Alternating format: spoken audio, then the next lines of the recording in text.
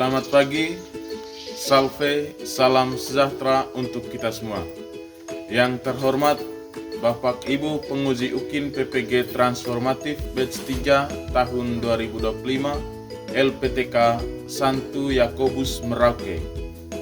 Perkenalkan, saya Valentinus Sutrisno SPD, Guru Pendidikan Agama Katolik dan Budi Pekerti pada SMA Negeri 4 Satarmese, Kecamatan Satarmese, Kabupaten Manggarai, Provinsi Nusa Tenggara Timur.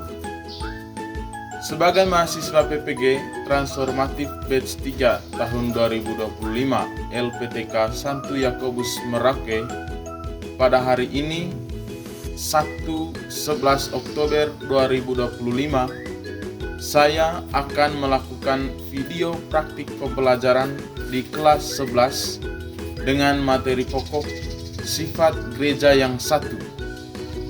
Inilah video pembelajaran saya. Selamat menyaksikan. Selamat pagi, Pak. Selamat pagi, adik-adik. Sebelum memulai pelajaran, mari kita berdiri dan saya minta Kurnia untuk memimpin kita dalam doa. Teman-teman, marilah kita menyiapkan hati yang pantas untuk berdoa. Dalam nama Bapa, Bapa kami yang ada di surga, dimuliakanlah namamu, datanglah kerajaanmu, jadilah kehendakmu di atas bumi seperti di dalam surga. Berilah kami rezeki pada hari ini, dan ampunilah kesalahan kami, seperti kami pun mengampuni yang salah kepada kami. Dan jangan masukkan kami ke dalam pencobaan, tetapi bebaskanlah kami dari yang jahat. Dalam nama Bapa dan Putra dan Roh Kudus. Hari ini ku rasa bahagia berkumpul bersama saudara seiman. Tuhan Yesus bersatukan kita tanpa memandang di antara kita. Bergandengan tangan dalam satu hati. Saat ini kita akan berbicara sifat-sifat gereja. Kali ini kita akan mempelajari tentang sifat gereja yang satu. Ada berapa sifat-sifat gereja yang kalian tahu? Rila sebutkan. Yang pertama Pak, gereja yang satu, kedua gereja yang kudus, ketiga gereja yang katolik, keempat gereja apostolik.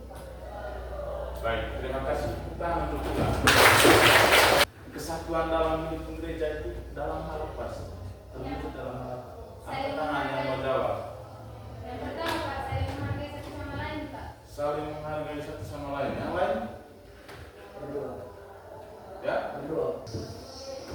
Adapun tujuan pembelajarannya itu adalah peserta didik mampu memahami sifat-sifat gereja yaitu satu dan dapat mengambil bagian dalam mewujudkan sifat-sifat gereja dalam hidupnya sehari-hari. Saya minta teman-teman untuk duduk dalam kelompok.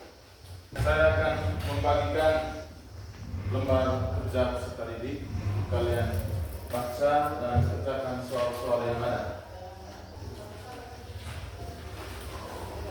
Di situ ada teks berita, silakan membaca dan berdiskusi untuk menjawab pertanyaan-pertanyaan yang ada di belakang. Saya beri waktu selama 20 menit dari sekarang.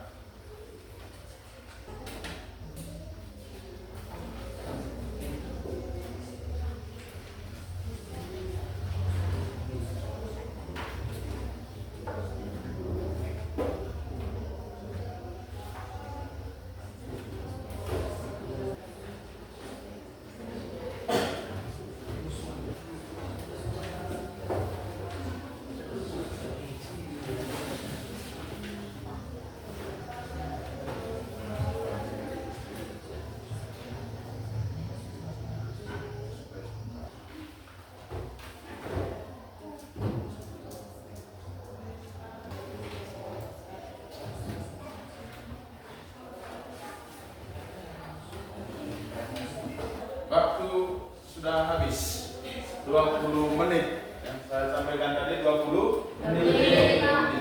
Sudah semua? Sudah, Pak. Baik, sekarang kita masuk pada presentasi. Saya minta yang pertama kelompok 1 untuk mempresentasikan hasil diskusinya. Setelah itu singkat kelompok 2, kelompok 3 dan kelompok 4. Silakan.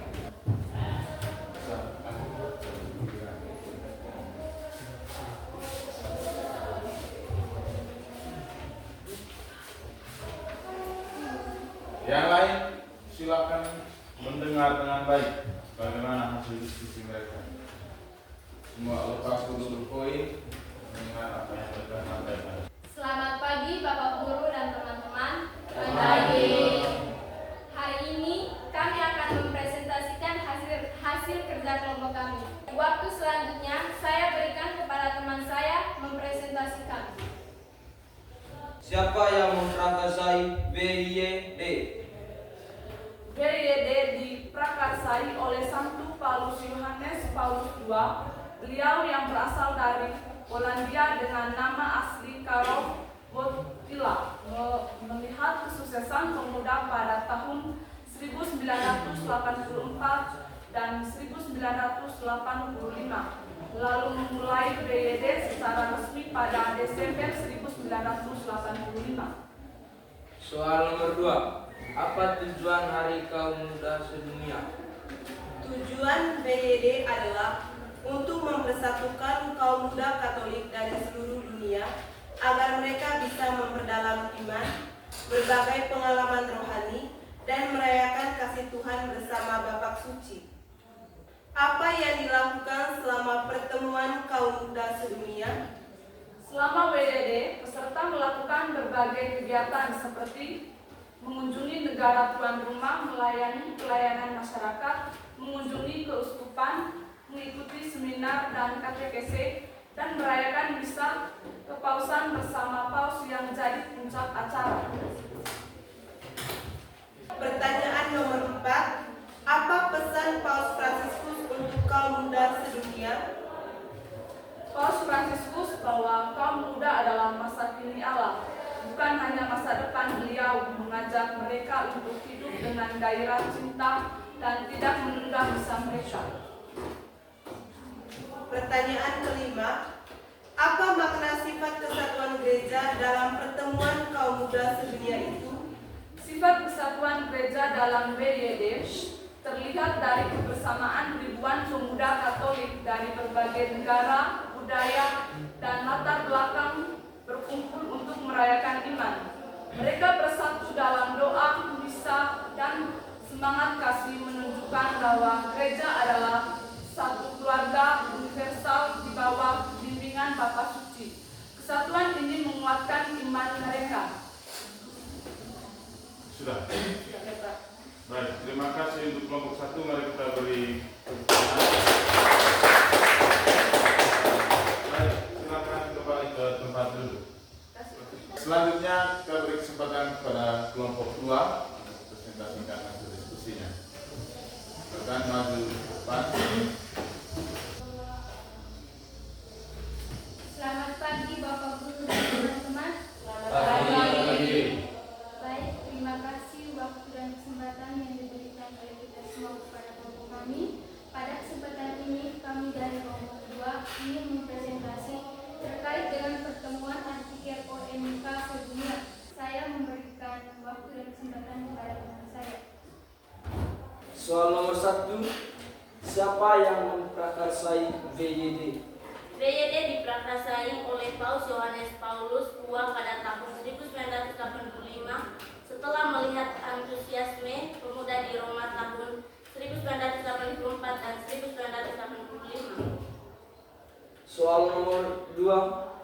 Apa tujuan Hari Kaum Muda Sedunia? Tujuannya menyatukan orang muda Katolik dari seluruh dunia untuk memperkuat iman, berbagi kasih, dan merayakan bersamaan dengan Paus. Soal nomor 3. Apa yang dilakukan selama pertemuan kaum muda sedunia? Peserta mengunjungi negara tuan rumah, ikut pelayanan masyarakat, katekese, seminar, dan Soal nomor 4, apa pesan Paus Fransiskus untuk kaum muda sedunia? Paus bilang pemuda adalah masa kini Allah. Jangan takut bermimpi dan bekerja untuk masa depan. Yesus adalah kasih nyata yang mengajak kita hidup penuh gairah sekarang. Soal nomor 5, apa makna sifat kesatuan gereja dalam pertemuan kaum muda sedunia itu? Kesatuan gereja terlihat dari pemuda seluruh dunia yang berkumpul, berdoa, dan berbagi iman bersama, menunjukkan bahwa gereja adalah satu keluarga besar meski dari budaya berbeda. Baik, Pak Guru dan teman-teman, itu saja presentasi kami. Sekian dan terima kasih. Baik, silakan kembali ke tempat dulu. Penjelasan berkaitan dengan artikel tadi ya, bagaimana pertemuan OMK seluruh dunia atau BID yang dipimpin langsung oleh Paus. Siapa yang menyelenggarakan atau memprakarsai BID ini? Yang memprakarsai ini adalah Paus sendiri. Paus Yohanes Paulus kedua, dan itu sejak tahun 1985. Setiap 2 tahun atau 3 tahun ya, setiap 2 tahun atau 3 tahun. BID ini dirayakan secara internasional. Berarti semua OMK di seluruh dunia mengambil bagian dalam kegiatan ini. Apa yang mereka lakukan di sana? Mereka mengunjungi negara tuan rumah. Di sana mereka melakukan pelayanan kepada masyarakat, mengunjungi keuskupan, dan juga ikut serta dalam berbagai pelayanan. Seperti ada seminar, ada katekese, yang terakhir itu mereka melakukan misa bersama yang dipimpin langsung oleh Paus. Lalu apa pesannya? Paus katakan tanggung jawab gereja ada di pundak OMK, dan tanggung jawab kesatuan gereja itu ada di pundak orang muda Katolik. Anda adalah termasuk bagian dari orang muda Katolik saat ini. Maksudnya adalah kita menjaga kesatuan iman gereja itu. Sifat kesatuan gereja itu tercermin dalam persekutuan atau komunio. Persekutuan atau komunio yang dilakukan oleh para OMK, delegasi dari setiap negara. Kaum muda dan umat Katolik yang berkumpul di Panama atas nama satu iman, harapan, dan kasih. Saya mengajak kalian untuk berdiri supaya lebih fokus dalam mendiskusikan bagian selanjutnya. Kita tepuk fokus dulu ya. Tepuk fokus.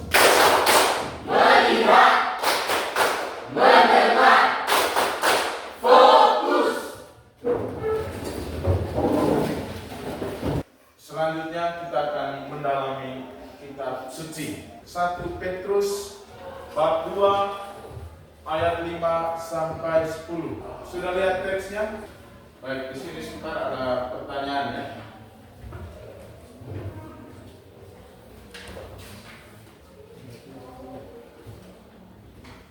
Setelah membaca Alkitab dan menjawab pertanyaan di situs kita, langsung membaca Katekismus Gereja Katolik ya.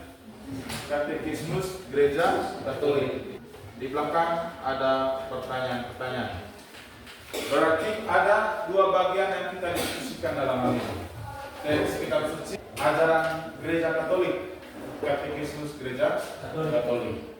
Saya beri waktu selama 30 menit untuk diskusi dan menjawab soal.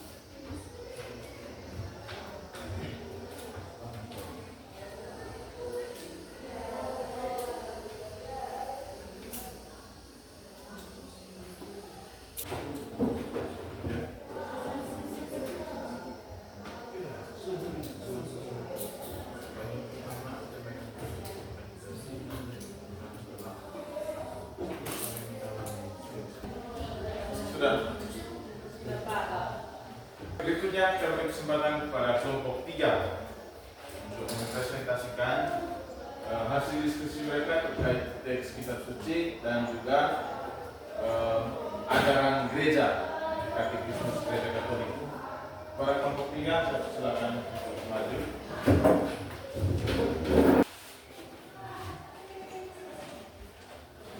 Selamat pagi Bapak Guru dan teman-teman.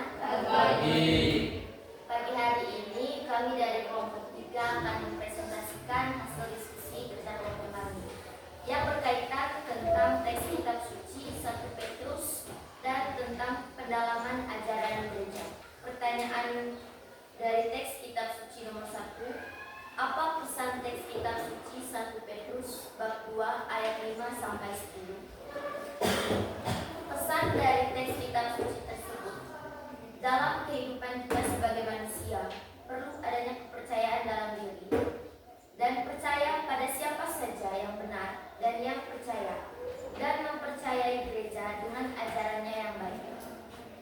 Pertanyaan nomor 2, apa arti gereja yang satu menurut Rasul Petrus?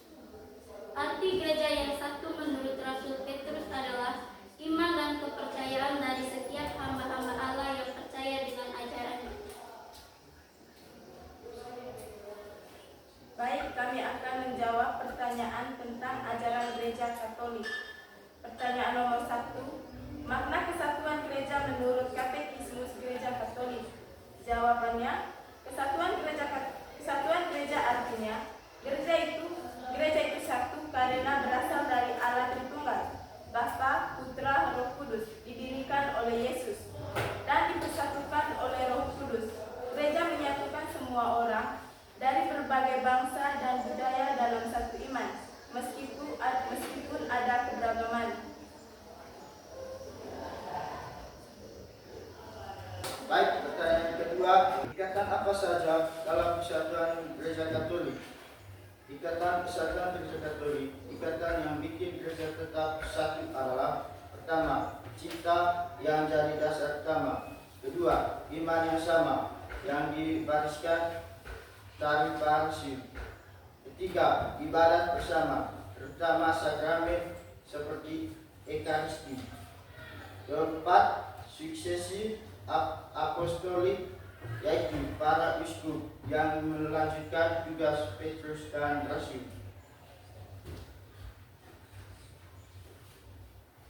Pertanyaan nomor 3, apa saja yang menjadi luka-luka kesatuan dalam perjalanan hidup gereja? Luka-luka kesatuan perpecahan besar terjadi di kemudian hari, memisahkan jemaat-jemaat dari persekutuan penuh dengan gereja Katolik. Seringkali karena kesalahan kedua belah pihak. Terima kasih. Sudah. Baik, beri tepuk tangan untuk pertanyaan untuk kelompok 3. Berarti Anda sudah paham apa yang mereka jelaskan? Sudah. Baik, silakan dulu. Selanjutnya kesempatan diberikan kepada kelompok 4. Selamat pagi Bapak Guru dan teman-teman. Pagi. Kami dari kelompok 4 ingin membaca hasil diskusi tentang kitab suci dan ajaran gereja Katolik. Selanjutnya saya mempersilakan teman saya untuk membaca soal. Baik, soal teks kitab suci. 1. Apa pesan teks kitab suci 1 Petrus bab 2 ayat 5 sampai 10? Jawabannya, pesannya kepada kita adalah sebagai iman gereja yang baik, kita harus membangun dan mengembangkan iman kita dalam melayani ajaran-ajaran Kristus, dan kita menjadi orang yang kudus bagi gereja. Nomor 2. Apa arti gereja yang satu menurut Rasul Petrus? Jawabannya artinya membentuk satu tubuh Kristus di dunia. Dalam tubuh itu harus disaturagakan sepenuhnya siapa saja yang dengan satu cara telah termasuk umat Allah. Baik, pertanyaan pendalaman ajaran gereja. Nomor 1, apa makna kesatuan gereja menurut Katekismus Gereja Katolik? Jawaban, makna kesatuan gereja. Kesatuan gereja berarti gereja adalah satu, bersatu karena Bapa, Putra, Roh Kudus. Kristus mendirikan gereja untuk menyatukan semua orang dan Roh Kudus menjaga kesatuan iman dan kasih. Nomor 2, ikatan apa saja dalam kesatuan gereja Katolik? Ikatan kesatuan gereja Katolik, yang pertama iman yang sama, kedua perayaan ibadat bersama, ketiga kasih sebagai ikatan utama yang menyempurnakan. Nomor 3, apa saja yang menjadi luka-luka kesatuan dalam perjalanan hidup gereja? Luka-luka kesatuan gereja. Dosa manusia menyebabkan perpecahan, sedangkan kebijakan memupuk kesatuan. Baik, Bapak Guru dan teman-teman, itu saja presentasi dari kelompok kami. Sekian dan terima kasih. Baik, tepuk tangan untuk kelompok. Tidak ada pertanyaan? Oke, baik. Kalau tidak ada pertanyaan, silakan kembali. Baik, terima kasih pada teman-teman yang sudah mempresentasikan hasil kerja kelompok berkaitan dengan teks kitab suci tadi dari 1 Petrus bab 2 ayat 5 sampai dengan 10 ya. Apa judul dari teks itu tadi? Yesus Kristus batu dulu penjuru. Coba baca pertanyaan nomor 1. Apa pesan teks kitab suci 1 Petrus bab 2 ayat 5 sampai 10? Apa pesan? Pesan yang mau diambil atau yang disampaikan dalam 1 Petrus bab 2 ayat 5 sampai 10 adalah berkaitan dengan kesatuan iman. Iman yang sama, yaitu iman kepada Kristus. Keyakinan umat Allah kepada Allah Tritunggal, yaitu Bapa, Putra, dan juga Roh Kudus. Keyakinan iman ini menunjukkan kepada apa yang diimani oleh gereja dari dulu hingga sekarang. Dari dulu hingga sekarang bahwa Kristus sendiri yang menghendaki kesatuan gereja. Bukan manusia yang menghendaki kesatuan gereja, tetapi Kristus sendiri. Dia sebagai batu penjuru. Pertanyaan nomor 2. Apa arti gereja yang satu menurut Rasul Petrus? Rasul Petrus menggambarkan bahwa dia sebagai orang pertama yang dipilih oleh Yesus untuk menjadi pemimpin gereja. Batu penjuru itu adalah menunjukkan bahwa pokok gereja itu adalah Kristus sendiri. Dan itu yang diajarkan oleh 1 Petrus. Dia mengajarkan kepada semua umat bahwa kita hanya percaya kepada Allah. Kita hanya percaya kepada Yesus Kristus sebagai pendiri gereja, sebagai batu penjuru. Dia adalah pokok iman gereja Katolik. Yesus Kristus yang menjadikan gereja Katolik itu menjadi satu tubuh.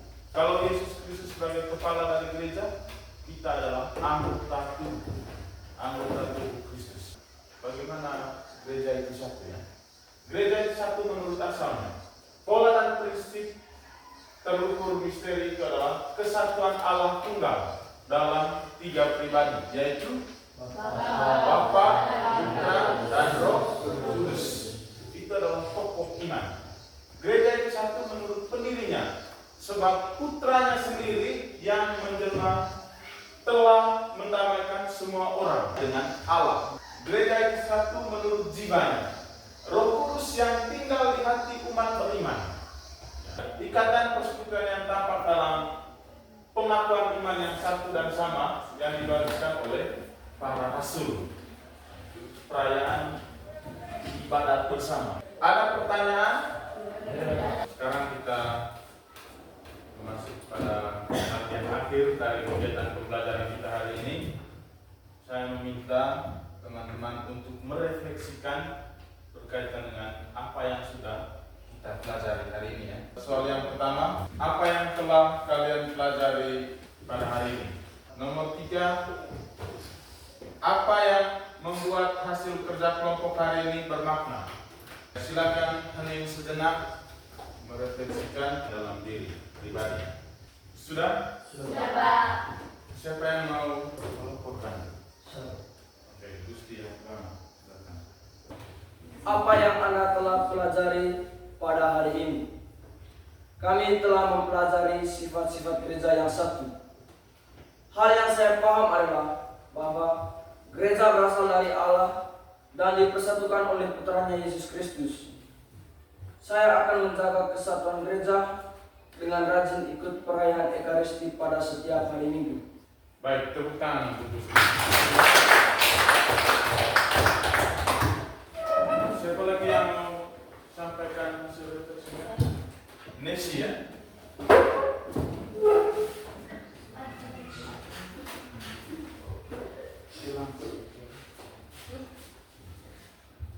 Apa yang membuat hasil kerja kelompok hari ini bermakna? Dari kerja kelompok yang telah kami lakukan, saya menemukan pengalaman baru bagaimana saya memberikan dan menerima ide dari teman-teman kelompok, dan kami juga dapat menyimpulkan materi yang dipelajari tentang sifat-sifat gereja. Baik teman-teman, itu saja yang saya jelaskan. Baik, terima kasih Prof. Sebagai aksi, tugas kita adalah menjaga kesatuan gereja itu. Apa aksinya? Mengikuti perayaan Ekaristi setiap hari Minggu. Oke, akan katakan mengikuti perayaan Ekaristi setiap hari Minggu. Sepakat ini? Sepakat. Apakah hanya perayaan Ekaristi? Tidak. Saat ini sedang Tidak. kita menjalankan bulan Maria. Maka kita juga harus mengikuti doa besar. Ini tujuannya adalah kita mencintai Allah. Mencintai Allah yang telah menciptakan kita dan menjaga kita. Bagaimana kita memahami sifat gereja yang satu?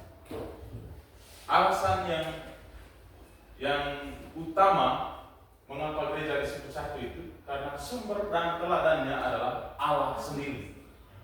Allah Tritunggal, Bapa, Putra, dan Roh Kudus. Yesus Kristus adalah Putra Allah sebagai pendiri gereja. Dia sebagai pendiri dan juga kepala gereja.